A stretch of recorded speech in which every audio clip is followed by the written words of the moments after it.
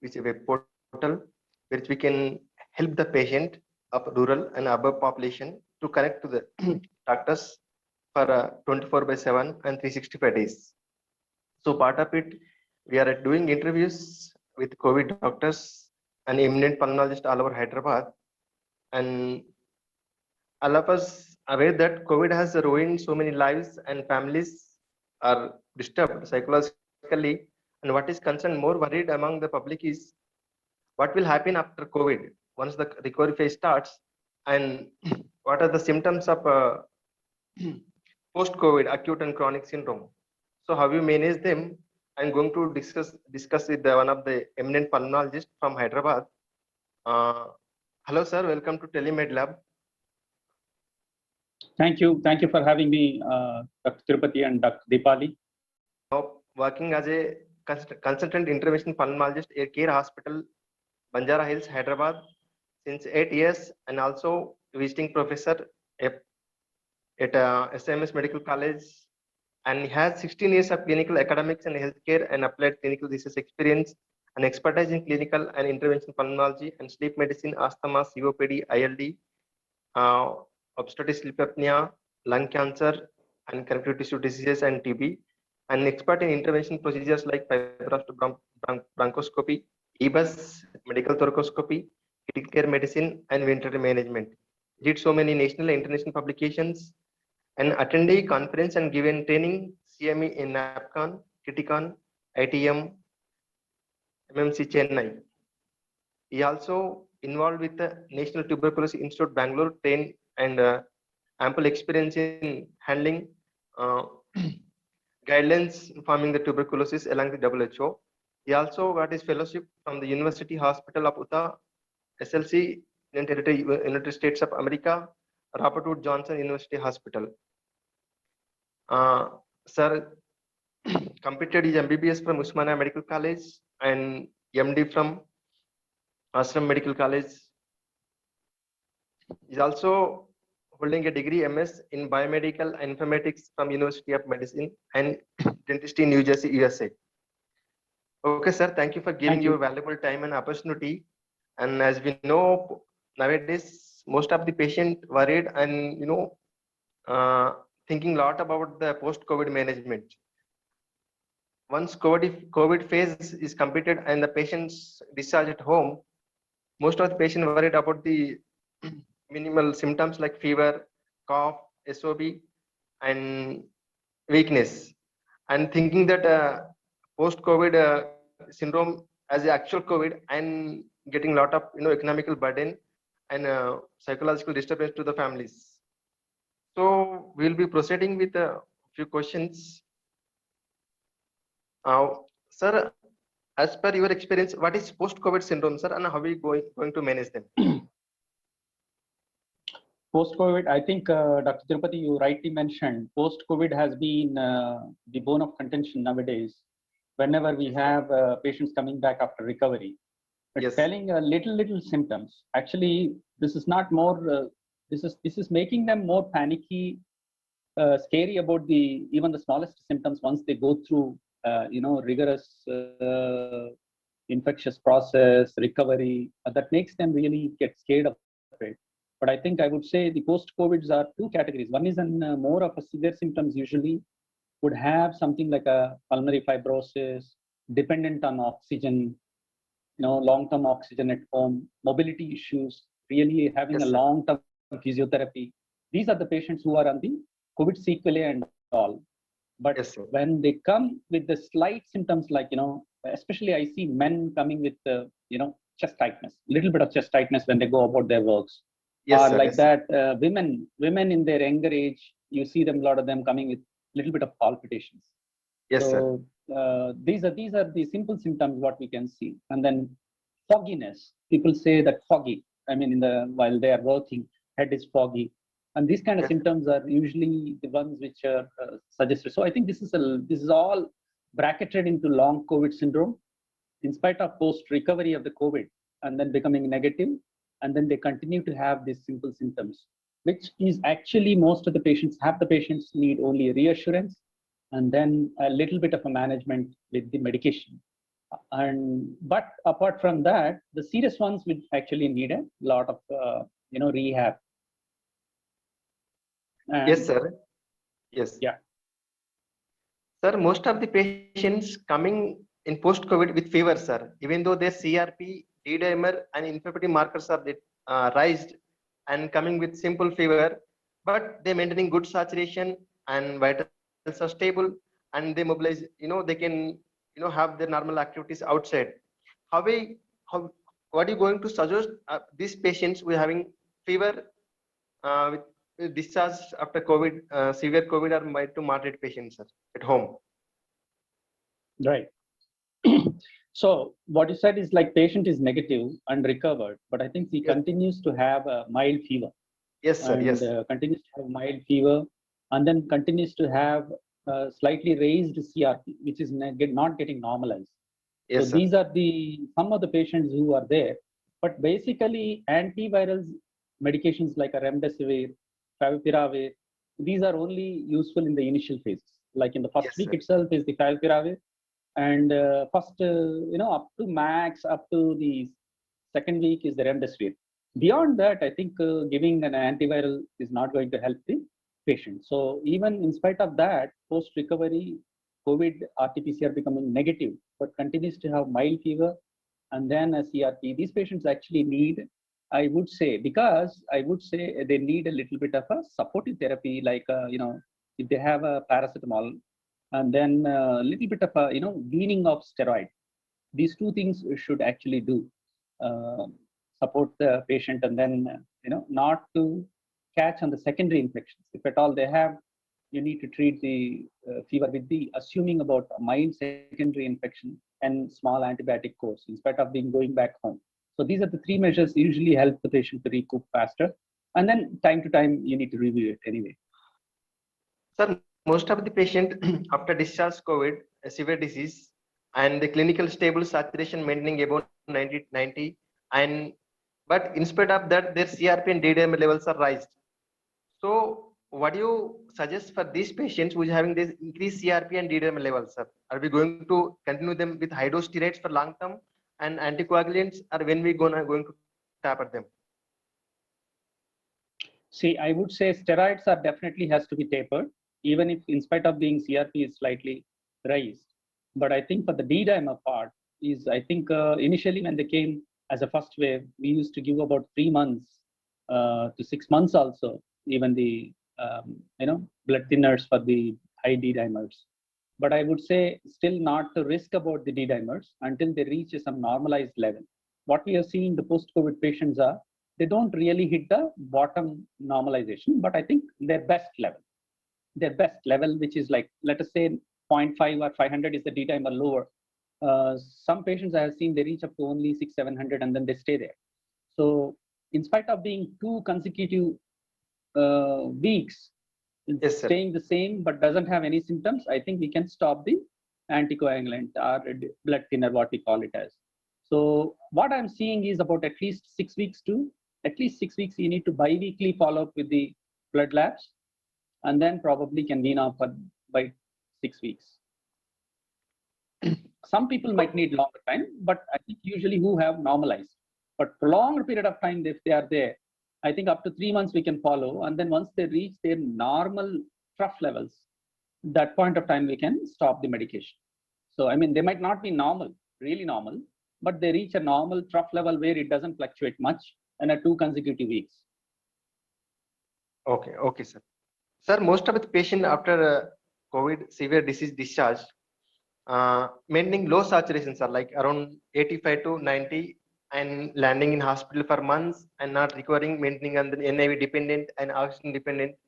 And what is the prognosis of this patient who is dependent on NIV and oxygen, sir? Are they going to recover? What is their future, and what is the prognosis of the patients who land in fibrosis? So And yes, sir. yes. So this question is aptly, as I said, in post-COVID sequelae. We're not talking about COVID, long COVID, but Yes, sir. post-COVID sequelae, which is severe, pushing them into the fibrosis and then dependent patient. They usually need a long-term supportive therapy or rehab. So 2 categories. One is in the needing a long-term NIV support, portable BiPAPs, home BiPAPs, home supports. Second one is a long-term low flow oxygen at least. So more difficult part is the getting the NIV patient to the normal low flow oxygen. Yes, sir. That might take until the fibrosis settles down. I think the fibrosis, if it is, I am assuming NIV dependent post-discharge patient should be almost 60 to 70% of the damage of the lung for sure. So that to recoup, it might take anywhere between 3 months to 6 months. In this process, some might have frequent hospital visits, but most of them have to have a close monitoring, rehab, and supportive therapy, which is antifibrotic, and then the bronchodilator for the easy breathing, and a minimal movement, minimal ambulation. They should not go for the aggressive movements where they're already low dip saturations like 88, 85 will go to 60, something like that if they're with a little movement also. So I think they have to be absolutely rested, high protein, and then they can actually catch up in about a 6 months time. But I think some people might not. That is to be looked at. But coming to the other persons which we are seeing where just the simple low flow oxygen or room air, but I think low flow oxygen, they are doing better for a period of time in about 3 to 6 months. Okay, thank you, sir, for your kind information. Sir, what is the role of antifibrotics in post-COVID fibrosis, sir? Are they going to work? Because as of now, there is no randomized control trials and no enough evidence to continue the antifibrotics. So what is the role of antifibrotics, perfenexine and nintedanib, in recovery of irreversible lung damage, these ILDs, sir? So idiopathic pulmonary fibrosis, IPFs are the ones which have no causative agent picked up. That is when actually these antifibrotics have started. So slowly this has been extended into the connective tissue disease ILDs or drug-induced ILDs and other occupational ILDs also have been used with the secondary new drug which has been to start with very expensive nintedanib, and then it has been marginalized once the COVID has come. I think there is definite amount of a little benefit what we have observed. At least it speeds up in an account of at least 20%. I would say 10 to 20%. I wouldn't say that it is a magic drug, but minimal support, and then it might probably a post-COVID fibrosis, post-infectious fibrosis, which is possibility of reversibility is there even without using any drug also over a period of time as it heals. It might reach back to 70 to 80% of its original capacity.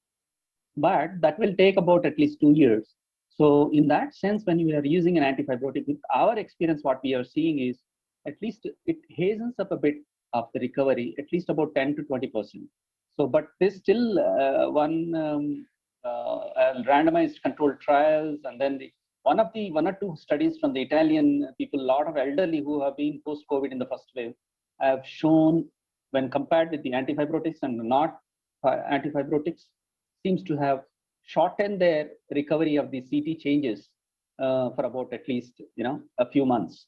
So in that sense, I think what it's worth, we are giving it. In the same sense, antivirals and other medications, whatever being used in COVID, has not shown a clear benefit. Up to 40 to 50% only has been shown benefit, unless otherwise only the recovery trial which has shown with the dexamethasone is the only drug, in fact, actually helped in the severe cases. Okay, sir. As we know, most of the post-COVID patient landing in complication like pulmonary thromboembolism and other cardiac issues. And what is the optimal duration? When can we expect patient landing in pulmonary, like thromboembolic complications and this fibrosis, sir? When we can expect after a discharge, like how many, which mild cases or moderate patients or severe patients, which patient we can expect these complications like fibrosis and DVTs, and when they can present to us in future once they are discharged? It's going towards a fibrotic kind of lung. Yes, in 2 weeks. Whereas for the having a pulmonary thromboembolism is much more during the hospital time, he is more at risk as he is reaching to the discharge. You mean when he is reaching to the discharge, the patient is already having his D-dimers normalized.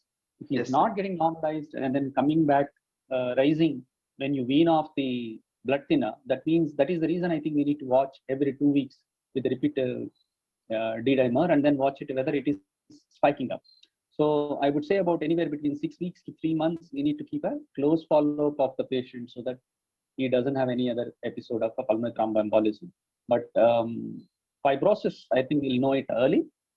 But whereas the pulmonary thromboembolism, you don't have any clear-cut timeline when you can expect. But I think it usually at least 6 weeks to 3 months we need to follow up close. Yes, sir. What are the non-pulmonology, like non-respiratory complications in post-COVID patients, sir?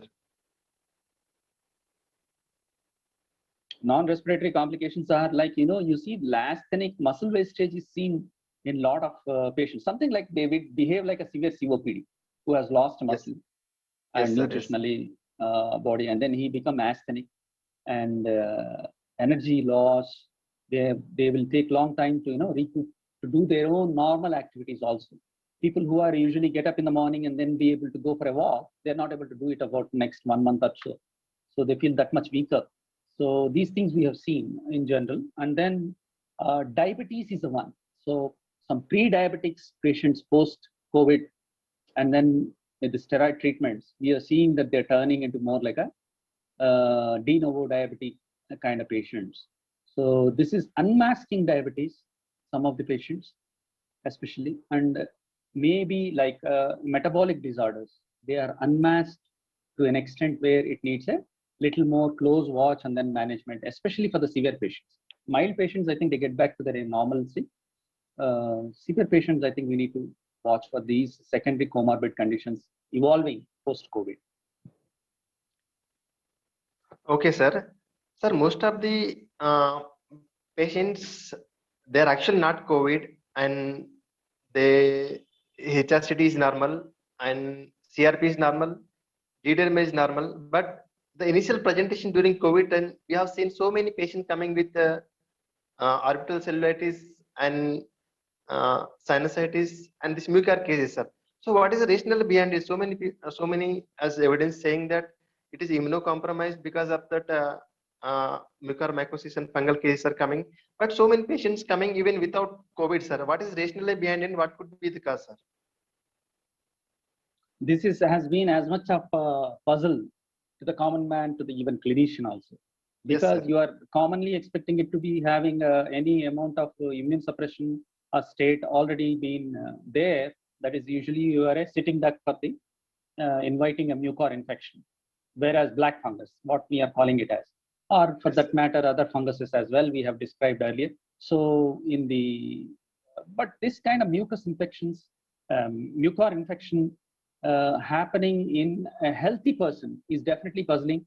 But even he is not infected with COVID, and even he is not immunocompromised, that is still, I would say, a puzzling, but I think usually should not have happened. But I think any contamination of the spores also, patient in the sinuses should have cleared with the regular medication. But this has to be looked much more deeply into, little more deeply into it. At this time, we don't have an answer, but most of the patients have some sort of immunosuppression or high dose steroids. Very few, about 5% of the patients, I would say, have a very, sporadically without having any kind of lead, they are getting into this kind of infection. Okay, sir. Sir, what are the subclinical presentation of COVID, and is it possible that COVID can present subclinically without any symptoms and patient can be asymptomatic and spread the disease to others? Yes, exactly. He can, because most of the seeds, see, whatever we are seeing is only about 20% of the patients who are coming to the hospital. 80% of the patients who are young people and all, in the first wave or the second wave itself, more younger people have got infected. And then, of course, we had a younger, very bad experiences with the young people as well. But most of the people who have had a good immunity it has its own mechanism of working in their body, where a lot of people had simple headaches, fogginess, body aches, weakness, and then about 2-3 days they manage with themselves or with a simple pill or something, and then they have overcome. but I think they continues to have at least the virus in their nasal breath or in their aerosol form for about 2 weeks. So they have infected to their kith and kin, surrounding people. This has happened. So there are also super spreaders we have spoken about in the first wave as well. So these are some of the patients have been holding the virus for too long, even though they don't have any symptoms. It is very much possible. It is more dangerous of these patients who are having the positive virus, which can infect the others, have to be caught even with the simple symptoms. But I think it has the responsibility of the patient to approach the doctor, even if he feels like a little symptom. Yes, sir. Sir, how after COVID patient get discharged, what is the optimal time we can repeat the HRCT and suspect for ILDs, interstitial lung diseases? When is the what is the like optimal exact timeline we can advise the patient to get the HRCT done? See, the first shot of HRCT usually done in the end of the first week, usually to pick up, in fact, is there any changes or ground glassing. After that, I would say by end of third week, post or nearing to the discharge, probably you can, if it's the normal course of the recovery is happening, you can actually look at the repeat HRCT chest at the end of the third week. In the hospital also, or especially moderate cases, but high cases anyway, you would have do it. Moderate cases, mild patients probably they not need it because they won't show that much symptoms of a repeat of HRCT chest. Only when they have breathlessness or saturation dip are not normalizing on a room temperature and room saturations, then I think you can actually repeat an HRCT and then see the fibrosis develop or not.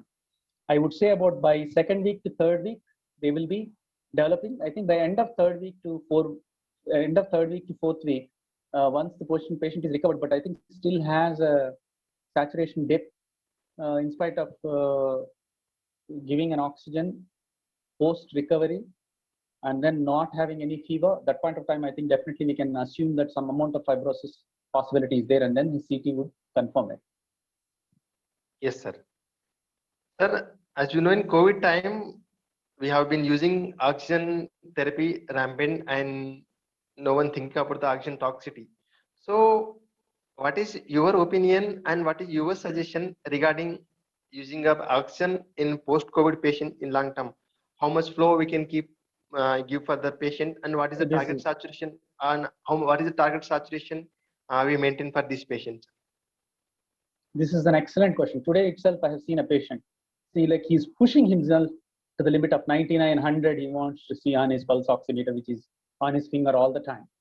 He's recovered, he's home, he's sitting nicely in the chair, reading a newspaper, but he wants 99. No, when you remove that, when he doesn't remove the oxygen, he's hitting 92. I think he doesn't need oxygen.